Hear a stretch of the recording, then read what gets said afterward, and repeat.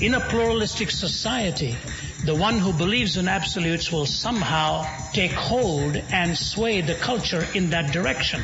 So what does a culture do to make sure that the absolutes you believe in are defendable and rationally tenable? I think that's the important question.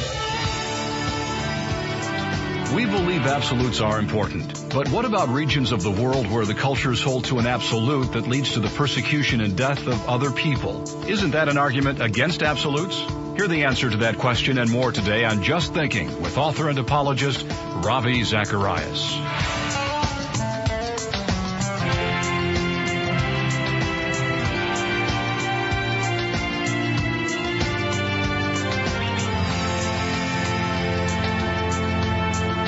Welcome to another Friday Q&A on Just Thinking. Today we return to the University of Waterloo in Canada for part 4 of a question and answer session with Ravi Zacharias. Our first question today is an interesting one, which deals with the idea of absolutes and the way they've influenced events in the volatile Middle East. You made reference to those in the Middle East who hold absolute values, but it might seem that that's an area of the world where there's a lot of taking of human life, and it seems like these things aren't valued as much as they are in our society. Yep, it's a very good point. And that's really the point I'm trying to make when you look at a worldview that has absolutes, and then you are part of a worldview that has no absolutes.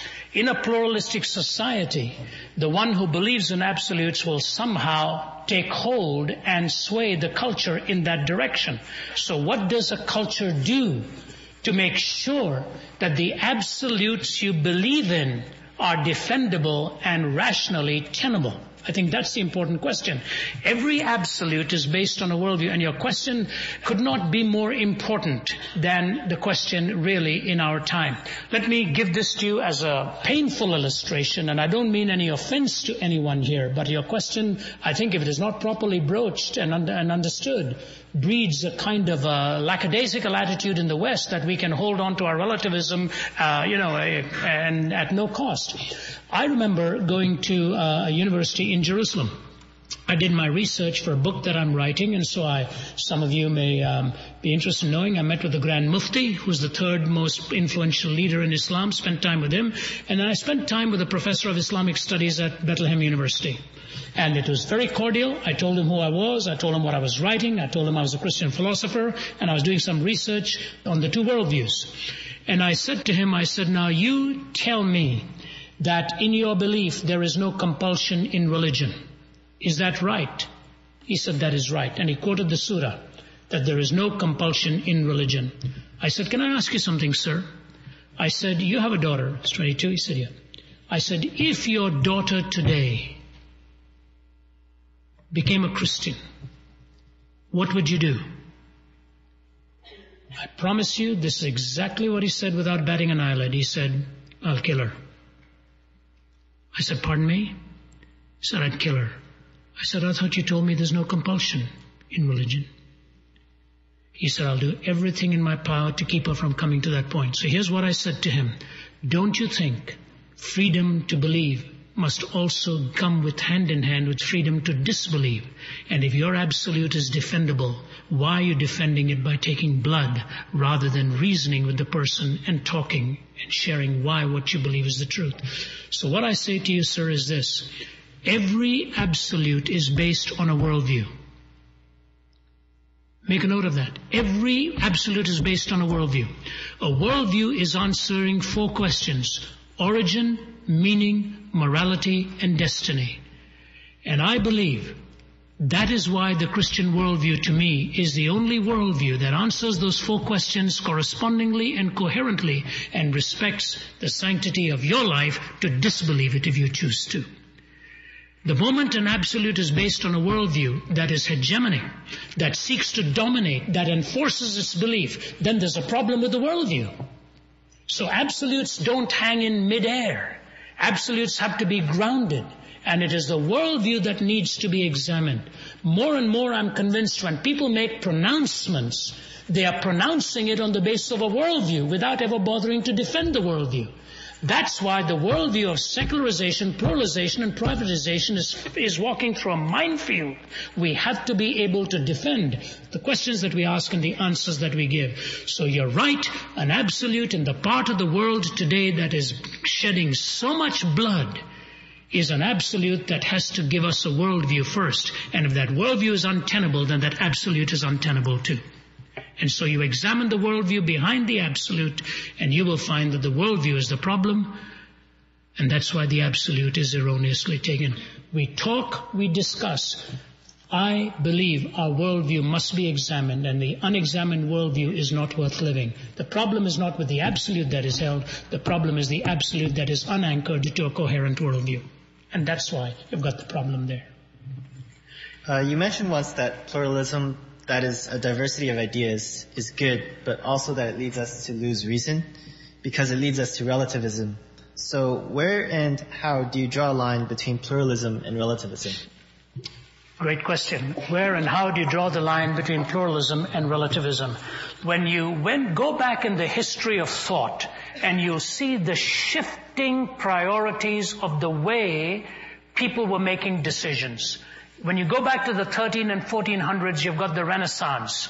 Art is holding sway. Man is the measure of all things. On the heels of that came the Enlightenment thinkers, somebody like Immanuel Kant, and the bridging between empiricism and rationalism was being sought in some fashion. So you have the Renaissance, you have rationalism, you have the bridging between empiricism and rationalism. Then you come into the middle of the 19th century, actually the early part of the 20th century, where existentialism takes hold, and now you come into postmodernism. These isms and these ideas were focusing on single strands of defining ultimate reality. So for the Renaissance man, it was sort of man the measure of all things, art and creativity and so forth. For rational man, it was reason and intellect. For empirical man, it was the sciences and measuring truth from the empirically verifiable point of view. For the existentialist, it became emotion and will. For the postmodernist, it's sort of there's no such thing as absolutes. You define your own reality, and he moves in that postmodern world, rejecting all these other isms that have preceded. Now, when we went through all of this, there was one defining decision that was made in the 18th century. And the defining decision was this, that one way or the other, we have to arrive at a moral framework, whether we like it or not, to live and let live. How do you find that morality amongst these differing ways of looking at things? And the answer that Immanuel Kant gave was that by my reason I was going to be able to arrive at that. Now you must understand this, that my unaided reason, he said, I do not need the Christ standing in front of me to give that to me. Now, Kant was a churchman, but what Immanuel Kant was trying to say is, you can find human reason as the source for moral parameters, and that's how we will learn to live and let live. Now listen to the words of Kai Nielsen, possibly the best known Canadian atheistic writer, talking about this. Here's what he says. We have been unable to show that reason requires the moral point of view, or that really rational persons need not be egoists or classical amoralists. Reason doesn't decide here. The picture I have painted for you is not a pleasant one for me, and reflection on this actually depresses me. Pure practical reason, even with the good knowledge of the facts, will not take you to morality. That's quite a statement from an atheistic thinker. So if for you and me to live peaceably, we need a moral point of reference that protects you and me, you're raising a titanic question for a pluralistic culture. And my answer is, unless we believe in a transcendent framework of reference to right and wrong, relativism will hold sway, and relativism is self-destructive and mutually contradictory. So, how is it then that we find an answer to this? To me, every culture has to have certain principles that are inviolable. The sacredness of life, the sacredness of the human body, in its inviolability, and on the basis of that, in the free marketplace of ideas, one has to debate it and try to defend it in an open and a free and a democratic society. But if you violate the sanctity of life right from the beginning, then your absolute goes into the mode of high gear in relativism and destruction begins. For example, Arnold Toynbee said, the Western culture is the first culture that is trying to build its entire ethos without a moral framework to back it up. For the Hebrews, it was the Ten Commandments. Other parts of the Middle East was the Code of Hammurabi. The other cultures have come up with something in order to treat as their inviolable nature. The capitalistic, democratic Western world is living on a whim that they don't have to have this frame of reference and it'll be okay. I'm just telling you, it will not be okay. When Nietzsche wrote his God is Dead, Nietzsche made the point. He said, now that God has philosophically died in the 19th century, two things will happen in the 20th century. Number one, it'll become the bloodiest century in history, and number two, a universal madness will break out. In the 20th century, we killed more people in warfare than the previous 19 put together, and a kind of a lunacy has broken out. Charles Darwin said it when he wrote The Descent of Man. He said, if my scientific theory is established, the philosophical extrapolation will mean more bloodshed and more violence unparalleled. This last year, Thomas Wolfe has written a book on hedonism in the American campus. And when he was interviewed on the 26th of December and asked when this change came in Western society, he said, when Nietzsche said, God is dead. So Western society has to ask itself the question, what is the moral point of reference for it? If it has none, some other moral point of reference will come.